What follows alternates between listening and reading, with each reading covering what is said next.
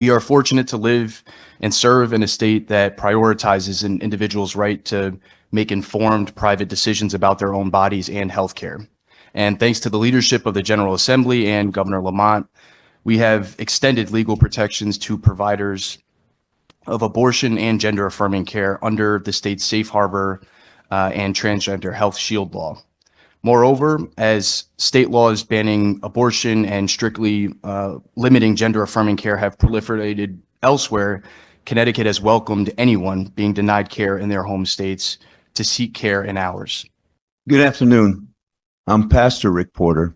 I'm a street pastor, and I came here to oppose Bill number 7 because I see the pain. I see the pain that our state legislators are really causing.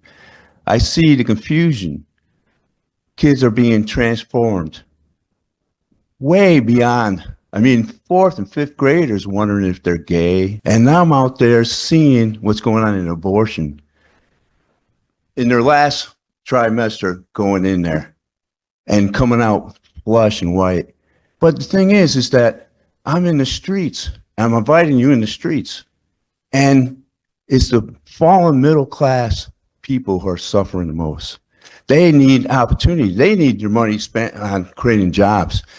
I had a woman crying because she then murdered her baby in her womb because of helplessness and hopelessness. And now she's suffering. So when we make laws, you got to put both perspectives in it. You got to really tell the truth from both sides. Can't be just one side, It's a woman's right to choose when you don't even consider the pain that can cause certain people. Yes, I know there's a lot of people who, they abort their babies for one reason only, selfishness. And then later on they grow up and they look back. So even they should have some kind of education, what this can cause them. Because I'm in the streets. I'm with the people. The reason why I'm a pastor is because I can feel their pain. I can feel their sorrow. So let's put some money to bring our jobs back where people feel like, wow, I can use my hands again. I am created by God, and I can use these hands, and I can provide for my family, and I can be the man I was created to be, and the woman I was created to be. What's happening is a transformation spirit is getting into our youths, it's getting into our babies, and that is evil. It really is. It comes from the evil one. I know you don't want to hear this truth, but come into the streets with me. I invite you.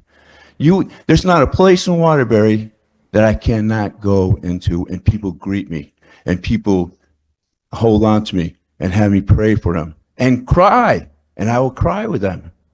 And now he's sending me to other cities because there's basically not enough pastors in Connecticut, even though there's a lot of churches. But you have an opportunity to say, hey, let's make sure all voices are heard and not just this group or that group, because you're a cause of pain. You really are. You're right. A lot of times people don't speak to what happens after these life decisions are made and they have to live with those the rest of their life. We think we've solved the problem all in a nutshell by the procedure of an abortion or starting some of these procedures that suggest that they're going to change sexes and that sort of thing. Can you just speak to what you hear and what you're seeing, the aftermath of those choices and decisions, and what people are saying about that? Well, there's two, the abortion industry and what social level you're at. The pain is just different. And as far as, especially I deal with a lot of men who went through the procedure and, now they call themselves a woman's name. And what I'm seeing in that group, right, is that they're only happy when they're rebellion. In other words, when they're expressing anger and bitterness, they seem to be happy. But behind the mask, right, I had people tell me, it's like, the man part of me is so miserable. I mean, literally cry, in my arms. And the middle class, poor woman they were middle class one time and they lost their status somehow. They're the ones who seem to be suffering the most when it comes to the abortion industry. You know, that it was helplessness. And now they wish they held on to that hope.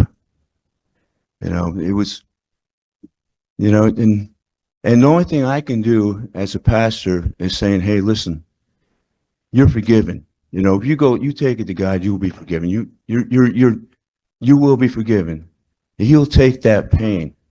I can't take the pain, but he can take it. So I point them to Jesus Christ to take the pain. But our laws are not helping. The laws that we're passing is so one-sided. They didn't see any option. And quite frankly, a lot of the groups who are trying to give options are being shut down now. They're being frowned upon.